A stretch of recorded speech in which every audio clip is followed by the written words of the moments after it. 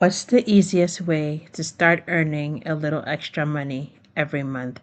I'm going to show you a method so simple that when I first heard it, I was genuinely annoyed that nobody told me sooner. All you need is a laptop, an internet connection, and a few hours to set it up. That's it. Follow along. This is the first introductory video, but I'm going to show you a little bit more as time goes on about how to really set this up semi passively. That's right, just semi passive because you're still going to need to put in some work. All right, let's get right to it. Okay, so the software that I'm going to use is called Jobboardly, and I'll tell you why I like this software. It really is kind of all in one. Almost everything you need to begin your job board is available on this software. So if you come here, you really can get started in minutes. I'm going to scroll down so you see how the page looks. But if you're ready to get started, you just want to go ahead right away. I have a link in my description section that you can click on to get started. So the cost is $40 a month. They do have a 30-day money back guarantee, which I like because if you try it out and you don't like it in the next 2, 3 weeks, you can still get your money back. I would suggest giving it a good try for about 2 weeks, and by then you'll know whether you like it or not. Okay, and then we scroll down here, you'll see other companies that I've worked with. Um, it's really quick to get set up, and I can testify to this. I'm going to show you over the next few videos how to really get yours set up. I have like a test one that I use to test a few ideas. We'll use that one, but it's really quick to set up. And the good thing is you don't have to find your own jobs manually and post them. They have what they call a backfiller that actually pulls jobs from around the internet just based on some criteria that you give it. So, yes, you could add your own manual jobs, you could add jobs from a different source, but I like the fact that they can pull the jobs for you. So I'll show you how that works. And then if you watch this channel over the next few weeks, I'll go more into detail about how I set mine up. So I'm going to scroll down here. You see that it's really nice to be able to backfill the jobs. I found that's really helpful for me. They've been around for a while. There's also a really great Facebook group that that you can be a part of and ask questions from people who have run the job boards before. There's quite a number of us in there that are willing to help you out. And so it's just kind of nice to have the options.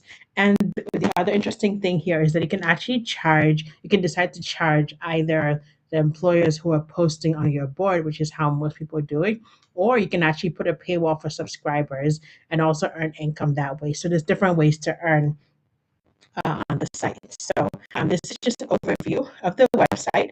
Again, if you look down here, you'll see that yes, you can even have candidate profiles. So you can have people applying to the job on that site. So employers don't only have to post a job, but if they want to kind of start the candidates and apply on your site, they can do that as well.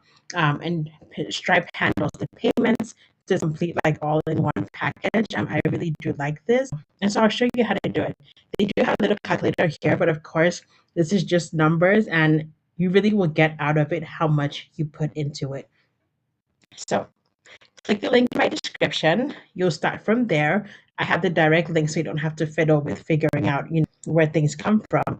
And so click the link in my description and you'll be able to get started. So once you have signed in, you're going to come to a dashboard that looks kind of like this. Again, this is kind of like a test site for me. So you'll be able to see some things that I do as a test in here. So that's why it says 0 active job posts for me and 6 subscribers.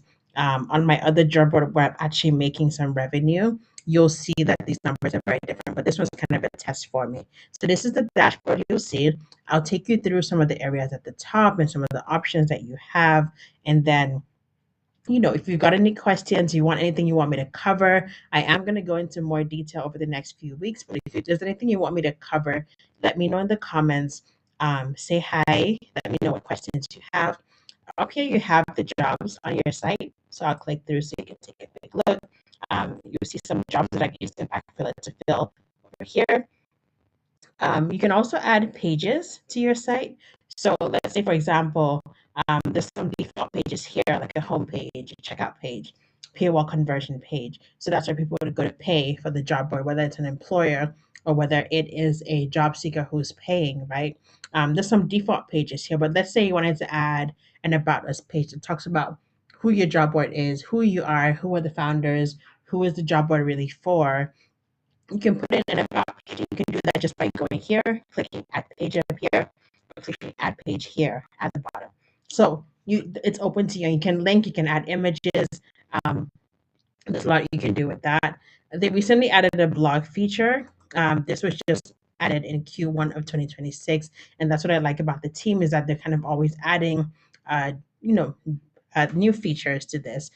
So you can actually add a post or several posts, and this really helps with SEO because sometimes with job boards, as the jobs expire, you kind of take those pages down.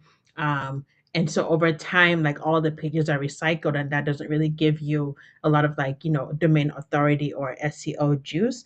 But adding a blog kind of helps with that. And you don't have to have 50 pages of a blog. You could just start out with like 3 to 5 pages. Um, just to at least begin bringing in the traffic while you work on sharing your links in relevant areas.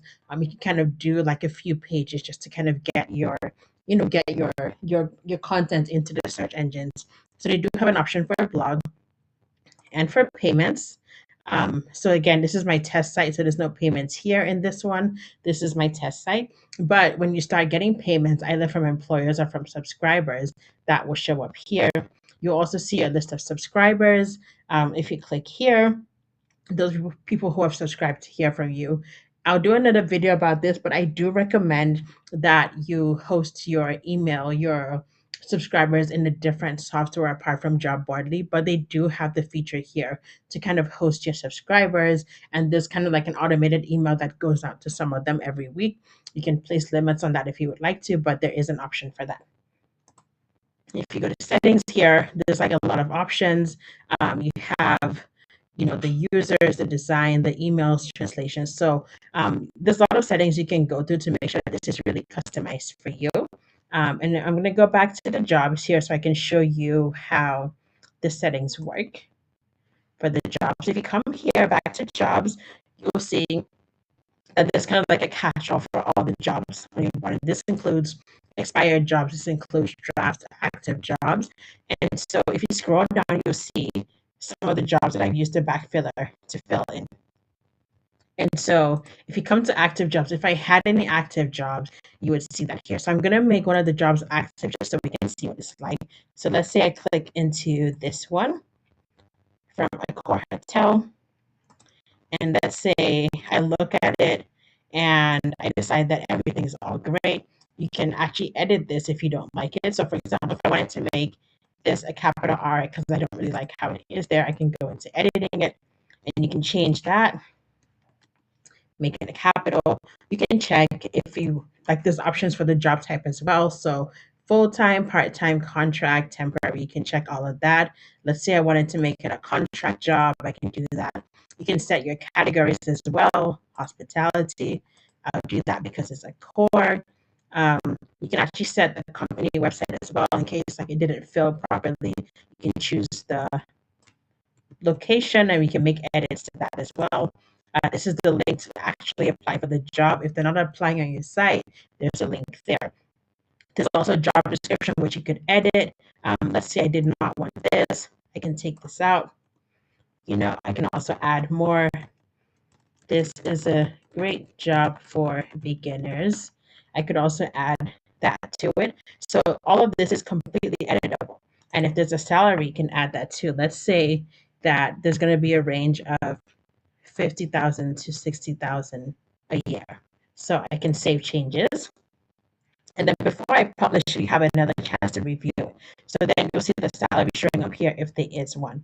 Now, salary isn't required, but if the job you're hiring for has a salary range, I highly recommend adding it in there. You can also decide, oh, okay, if I don't want just a yearly option, you can actually say weekly pay might be 700 to 1,000 euros per week, and you can save that. And so you'll see that the option shows up there. And that's published, so you can take a quick look. Then it asks you, are you sure? So you can just double check if you're not sure, but if you are sure, you can just hit publish. And then if you come back over here to jobs, you see that there's one active job now, and you can see that over there. So see, that job's active. And so if you had a pending job as well, so a pending job is when maybe an employer posts a job on your site and you want a chance to review it before publishing and make it go live. And so that would be in a pending job, or if it's in a pending state for whatever reason. A draft job is exactly what it sounds like. So it's a job that has been pulled by the backfiller or that you've saved, but you haven't published yet for everyone else to see. That's a draft job. An expired job is a job that you either you set to expire or when it pulls in information from another website. There's a default setting for how long that should be before it expires. I usually set mine to a maximum of 30 days of expiring just so I can review it again and see if everything's still active, if any of the information has changed, like a salary or a location, or if the job has expired, I can take it off the board. But I set it to an automatic expiry of 30 days, and then I can still review the job and see if there's a chance that I can repost it, or if I can just, um, create another one or just let it go. So I'm going to go into expired. You'll see that they're all marked here with a red expired. And let's say I wanted to go into one of these ones and repost it. I can do that. So if I click on manage, I can quickly look at it. If everything's accurate, I can repost it and then make edits. So I can repost and then I can still make edits to it. And so I would see that in my active as well. Great.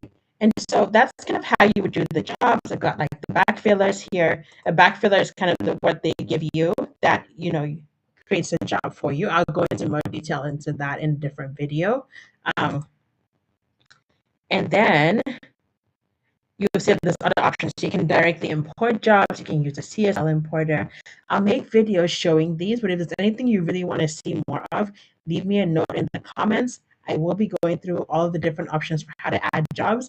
I just wanted to give you a taste of how it looked like inside Jobboardly. So let me know in the comments if you're going to try it out. You'll also see my other tools that I use to make all of this work. And yeah, so I hope that this was helpful. Let's help you make some extra cash for this year. And yeah, that's it. Don't forget to comment and to like and subscribe. Thanks for all the love on the channel. Talk to you soon.